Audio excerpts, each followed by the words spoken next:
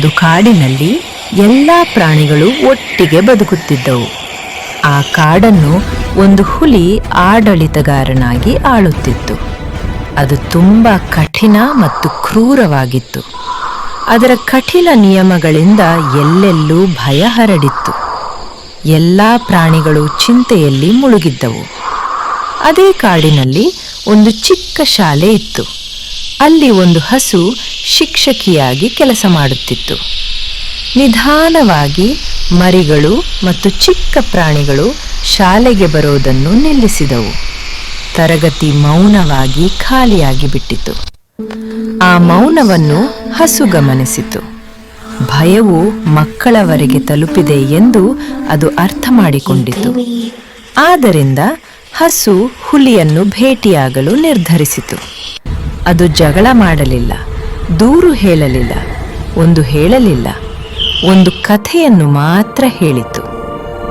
ಒಮ್ಮೆ ಗಾಳಿ ಮತ್ತು ಸೂರ್ಯ ವಾದ ಮಾಡುತ್ತಿದ್ದವು. ನಾನು ಶಕ್ತಿಶಾಲಿ ಎಂದು ಗಾಳಿ ಹೇಳಿತು. ಇಲ್ಲ ಎಂದ ಸೂರ್ಯ, ನಾನು ಶಕ್ತಿಶಾಲಿ. ಅಷ್ಟರಲ್ಲಿ ಕಾಡಿನಲ್ಲಿ ಒಬ್ಬ ಪ್ರಯಾಣಿಕನು ನಡೆದುಕೊಂಡು ಬರುತ್ತಿದ್ದ. ಅವನು ಹೊದಿಕೆಯನ್ನು ಬಿಗಿಯಾಗಿ ಹಿಡಿದಿದ್ದ. ಯಾರು ಆ ಪ್ರಯಾಣಿಕನಿಂದ ಹೊದಿಕೆಯನ್ನು ತೆಗೆಸುತ್ತಾರೆ ಅವರೇ ಶಕ್ತಿಶಾಲಿ ಎಂದು ತೀರ್ಮಾನಿಸಿದರು. ಮೊದಲು ಗಾಳಿ ಪ್ರಯತ್ನಿಸಿತು. ಅದು ಬಲವಾಗಿ ಊದಿತು, ಇನ್ನಷ್ಟು ಬಲವಾಗಿ. ಮರಗಳು ವಾಲಿದವು, ಎಲೆಗಳು ಎಲ್ಲೆಲ್ಲೂ ಹಾರಿದವು. ಆದರೆ ಗಾಳಿ ಎಷ್ಟು ಬಲವಾಗಿ ಊದಿದರೂ ಪ್ರಯಾಣಿಕನು ಹೊದಿಕೆಯನ್ನು ಇನ್ನಷ್ಟು ಬಿಗಿಯಾಗಿ ಹಿಡಿದ. ಗಾಳಿ ದಣಿದು ಸೋತಿತ್ತು. ನಂತರ ಸೂರ್ಯನ ಹೆರ್ತ ಬಂತು. ಸೂರ್ಯ ಆತುರ ಪಡಲಿಲ್ಲ. ಅವನು ಕೇವಲ ನಗಿದ. ನಿಧಾನವಾಗಿ ಬಿಸಿಲು ಹರಡಿತು. ಪ್ರಯಾಣಿಕನು ಆರಾಮವನ್ನು ಅನುಭವಿಸಿದ. ಹಿಡಿತ ಸಡಿಲವಾಯಿತು. ಸೂರ್ಯ ಇನ್ನಷ್ಟು ಸೌಮ್ಯವಾಗಿ ನಗಿದ. ಬಿಸಿಲು ಹೆಚ್ಚಾಯಿತು.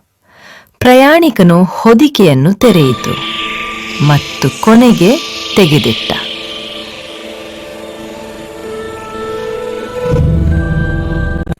ಹುಲಿ ಮೌನವಾಗಿ ಕೇಳಿತು.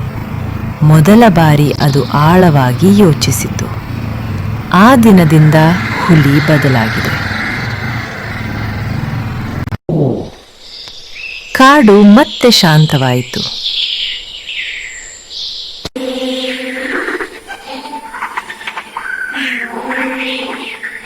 ಶಾಲೆ ಮಕ್ಕಳಿಂದ ತುಂಬಿತು. ನಗು ಮರಳಿ ಬಂದಿತು.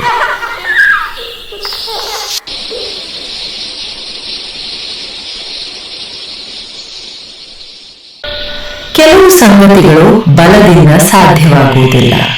ಅವು ಸೌಮ್ಯತೆಯಿಂದ ಮಾತ್ರ ಸಂಭವಿಸುತ್ತವೆ.